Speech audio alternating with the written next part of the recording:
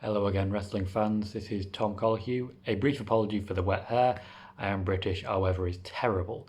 But I'm going to go straight into it. A bit of a wrap up from the Royal Rumble, news about the winners, few rumours as per injuries, schedules, Matt Riddle talking about Brock Lesnar, standard stuff like that.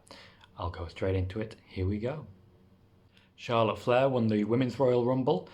About a week and a half before the actual event, she became the betting favourite, overtaking Shayna Baszler. The plan does still seem to be to have Shayna Baszler taking on Becky Lynch, and depending on whether or not Sasha Banks is fit, the plan does still seem to be Bayley versus Sasha Banks, which of course opens up a world of options. By which I mean one option, but a very good option, that we might see Charlotte Flair versus Rhea Ripley. I've been waiting a long time for that, and for anyone who follows me on Twitter, I am quite vocal about the fact that I've been waiting a long time for that. It just seems like one of those matches that is going to be great, with absolutely no argument, no debate from anyone. Two women just seem to fit physically, fit mentally, fit strategically. It should be an incredible match, if that's what we see, of course. There was initially a report that Charlotte was supposed to be on NXT this week. That report unfortunately was not true. Also, that report seems to have vanished because I can't find it now for referencing my research to this video, so I'm not sure what happened there. When it comes to Charlotte appearing, I'd imagine it will be after TakeOver if she is to appear on NXT, because I don't think they're going to want to challenge Rhea Ripley when there is another challenger already there. She's of course scheduled to take on Bianca Belair, and I don't think they want to step on any toes, especially when you consider how well Bianca Belair was presented in the Royal Rumble. She gained some momentum, they won't want to crush that. In even more of a surprise, Drew McIntyre won the Men's Royal Rumble. Again, this is a very pleasant surprise. I, obviously as a Brit myself, I claim Drew McIntyre as my own, even though he is Scottish and I'm not. I claim him, as we do with all our great sportsmen who happen to be Scottish. They're British. They're ours as well. You can't keep them to yourself. So Drew McIntyre picked up the win, eliminating Roman Reigns last. Roman Reigns has of course been a runner-up in 3 of the last 4 Royal Rumbles, so they know how to guarantee a pop, and boy did they. The elimination of Brock Lesnar will be very rewarding for Drew McIntyre. It was rewarding at the time, it's rewarding going forwards, and we will see McIntyre versus Lesnar at WrestleMania. This Royal Rumble was a very good event. Roman Reigns versus The Fiend still seems to be the plan. I do think that's the only logical path for The Fiend from here. And then after that, we're going to need a shake-up just to get some new faces for him to face. Because after that, I think Braun Strowman is the only real top-level face left on the SmackDown roster. So hopefully they get some new blood there. I would expect Drew McIntyre to win at WrestleMania. When it comes to the Chosen One, as he was originally presented by Vince McMahon, he was told and touted and said that he would be a future WWE champion. And since 2009, Vince McMahon has been determined to prove himself right. Here is the opportunity. I cannot wait for this match. Sasha Banks was out of the Women's Royal Rumble due to an injury. Injury at the moment is undisclosed. I did tweet about her ankle, but that was the kayfabe injury I was referring to. I do not know what her actual injury is. I think that's okay. It was touch and go as to whether or not she would be in the Rumble, so I don't think it will be too much of a surprise if we see her very soon on SmackDown, or at least by Elimination Chamber. I would expect she will have at least some match, potentially for a tag title. Why not? She did that this time last year, and I think that would be a good circle to take. We'll have to see, but if they are going to go down the Sasha Banks and Bayley route, now is the time to start telling that story. So I think potentially Kabuki Warriors versus Boss and Hug could be a way to tell that story. I'm speculating, as I am wont to do. This is YouTube, it's news and rumours, let's not forget.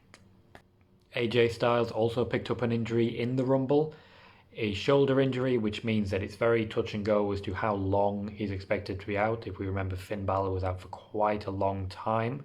Initial prognosis seems to be okay. It's not entirely sure whether he's going to make WrestleMania. However, the man himself is determined. He said he would scratch and claw and do whatever it took to get to WrestleMania. I'm happy about that. I don't think he should push himself too hard, but if he is able to make it to WrestleMania, I would be very happy. the show of shows does not feel the same without AJ Styles on it. I wish him well, a speedy recovery, and I hope to see you at WrestleMania, AJ Styles. The Raw after the Royal Rumble saw a lot of interesting matches. We had MVP back. He seems to be coming and almost immediately going in the same way that the Big Show did. But it also gave us a bit more, for example, the tag team title match between Seth Rollins and Buddy Murphy against Kevin Owens and Samoa Joe. In this match, Samoa Joe picked up an injury. It was a suicide dive to the outside, which sort of earned its name.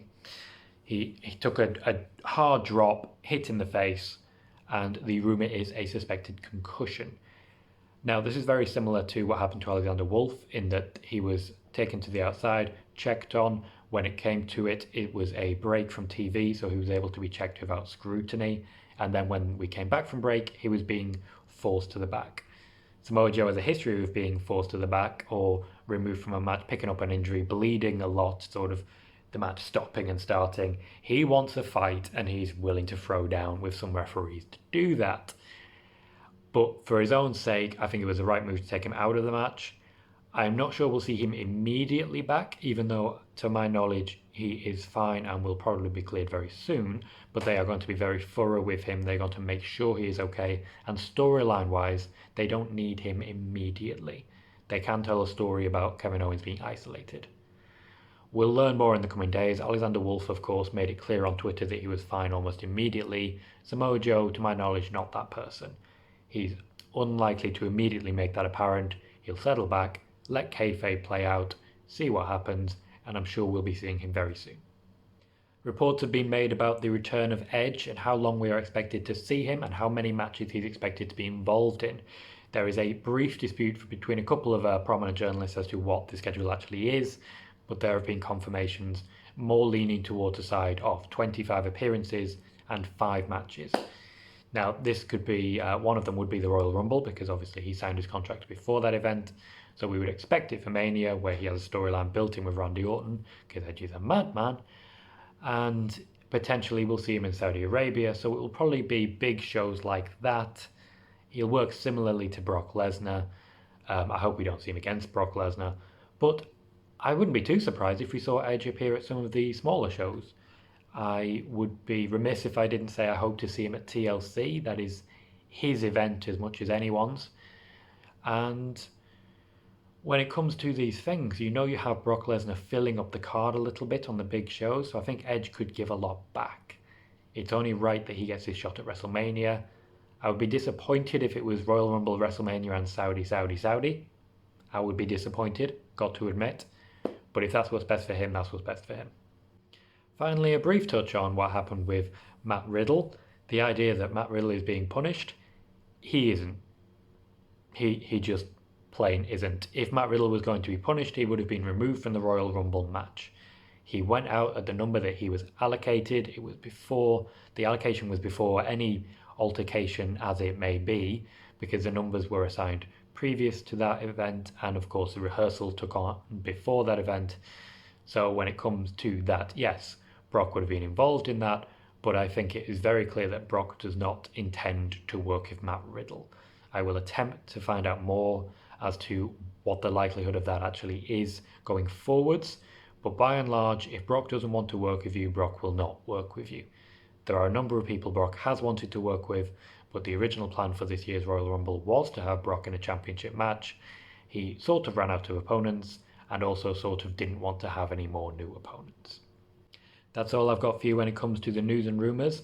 Looking ahead, I am looking to start the interviews fairly soon. We are likely to see uploads on either a Saturday or a Sunday for that. There should be a range of them. I've still got a bit of video footage from interviews from NXT UK that should hopefully be interesting. I intend to potentially focus on some of our team at Sportskeeda, which could be quite exciting, I think. There's a lot of people I don't really know too well, and I'd like to get to know them better and hopefully introduce them to you as well. As well as that, there are some indie wrestlers popular in the UK that I'd very much like to give a spotlight to. So hopefully you should be seeing plenty of them very soon.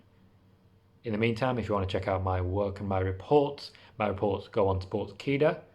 If you are reading my reports anywhere else, make sure they link back to Sportskeeda, because if it's a tweet or something, there has been some confusion recently about what is actually me reporting things and what is me, as I mentioned earlier, kayfabe reporting things, talking, debating, having fun. If it's on Sportskeeda, it's an official report. Go straight to the source. I've been misquoted a lot in the past. Thank you very much for watching. Please do like, share, and subscribe, and all that good stuff. And I will see you probably Saturday. Thanks for watching.